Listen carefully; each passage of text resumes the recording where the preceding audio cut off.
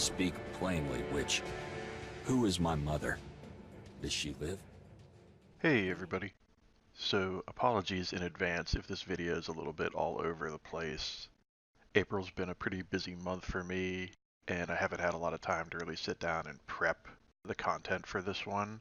But I did want to get something out before the end of the month and give you folks, especially those of you who are new subscribers since the 100 subscribers video, at least a little bit of content to chew on while I sort of get my act together and prepare the next series of videos over the next several months that I mentioned in that previous video, which will be a bit more structured and put together than this one.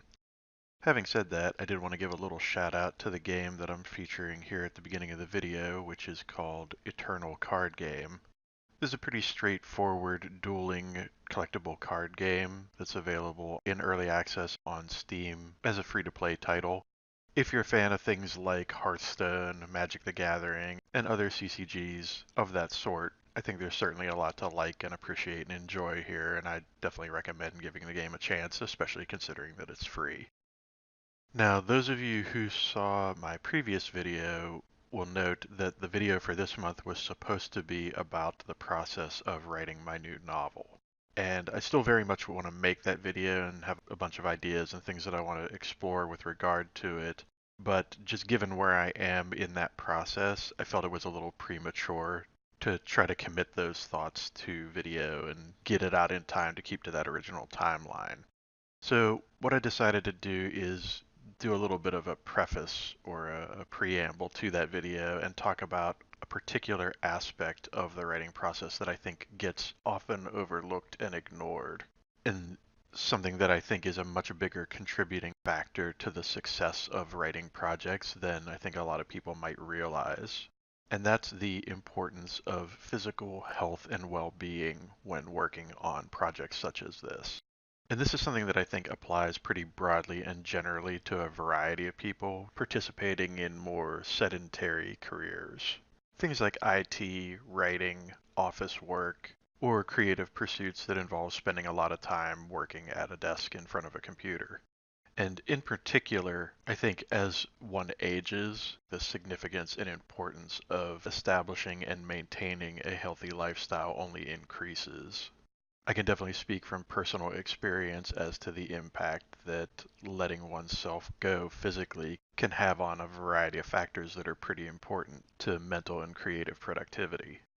Now, fortunately, this is something that I've been pretty aware of, been sort of taking baby steps towards ever since my mid 30s. And so I never really personally fell all that far off the health and fitness and well-being train and didn't really have that far to go to kind of whip myself back into shape.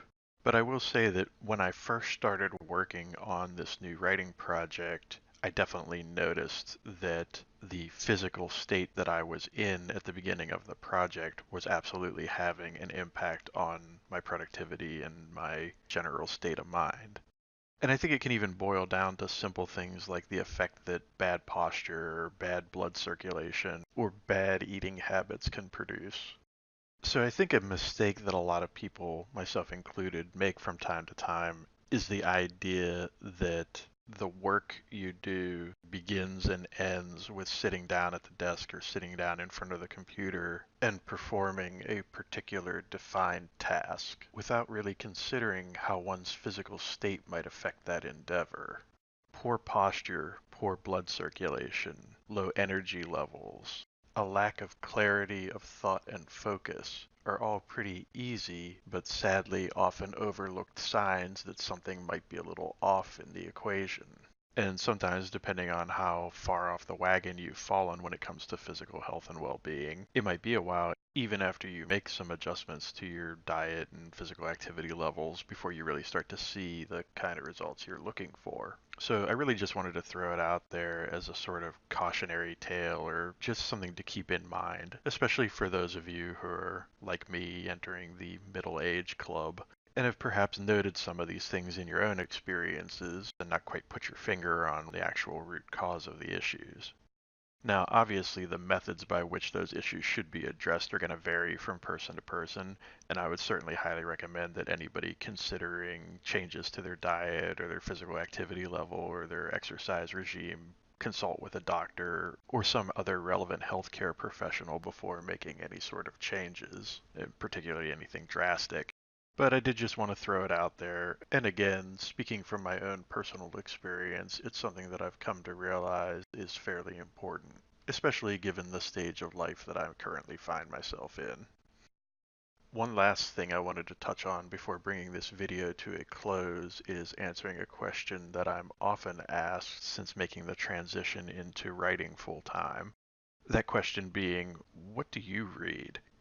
And so I figured I'd take a moment and let you guys know about the most recent book which I did read, which was Astrophysics for People in a Hurry by Neil deGrasse Tyson.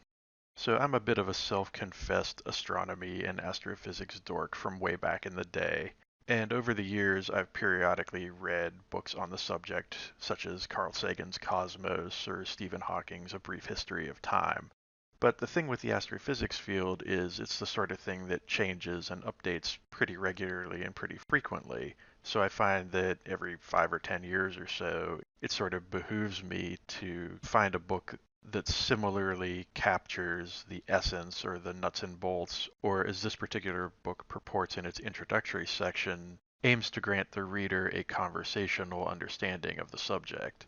And I think for me, for the most part, this book really succeeds in that regard. I definitely felt as though I had a bit of an advantage in terms of wrapping my head around several of the concepts that were being defined and articulated, being familiar with those prior works. But I also feel like somebody who is coming into the subject fresh and having this perhaps be their first exposure to it would probably still find it very thorough and useful and thought-provoking. Now, I know there are some folks out there who perhaps aren't necessarily the biggest fans of Tyson or his work. I know there are a lot of people out there who are still salty and bitter over the whole Pluto thing. But I think even if you're not necessarily in the Neil deGrasse Tyson fan club, the book is objectively good enough and well written enough that I think most reasonable people will be able to see past any issue that they might have with him personally. And for what it's worth, I found the injections of his personality and humor and sensibilities scattered throughout the book to be generally entertaining and mostly hit the mark in terms of supporting or enhancing the points he was articulating. There were definitely a handful of moments for me where the writing fell a little bit flat, or some of his analogies didn't quite hit the mark to the degree that I might have hoped or expected, but those were very few and far between, and honestly, for me the nits to pick here are just barely worth acknowledging. So if you have an interest in the subject matter, and you're looking for a modern, current take on it from someone who's undisputably an expert in the field, I would definitely highly recommend checking out Astrophysics for People in a Hurry. Having said all that, I think I'm going to bring this video to a close. Hopefully you folks have enjoyed it. If you did, be sure to hit that like button. If you'd like to see more videos from me in the future, including my video about the process of writing my new novel, which I'll be releasing in May, be sure to hit subscribe, and I will see you next time.